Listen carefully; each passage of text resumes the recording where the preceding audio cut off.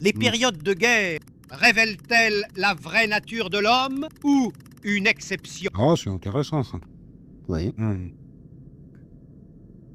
J'ai- C'est comme les combats de rue, tu sais. Et la guerre, c'est pareil, il faut avoir vu la situation pour savoir comment on se comportera. Oui, ça révèle les gens, je pense. Et Là, ça doit révéler de façon... c'est un révélateur, ouais, comme un produit, quoi, des lâches, des courageux, Voilà.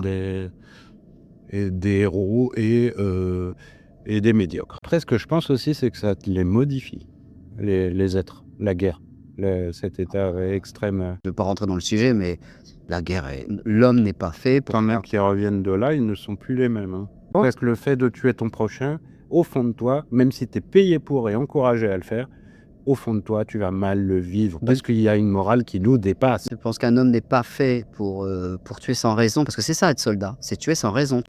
Vous êtes en train de nous expliquer que l'homme est bon, puisque s'il était mauvais, ça lui poserait pas de problème de tirer dans la tête d'un Vous inconnu. avez raison, Donc c'est bien qu'il a une morale mise dans son logiciel. Non, je pense que c'est plutôt le fait que d'une façon gratuite, tu ne peux pas retirer la vie d'une façon industrielle à des gens sans aucune raison. Et alors, la morale, on peut dire, c'est qu'en fait, tu t'en remets jamais d'avoir tué quelqu'un. Et c'est une espèce de justice immanente. C'est que vous pensez qu'il y a quelque chose qui nous dépasse et qu'on ne peut pas faire le mal impunément. Je pense qu'on a la morale en soi, ouais.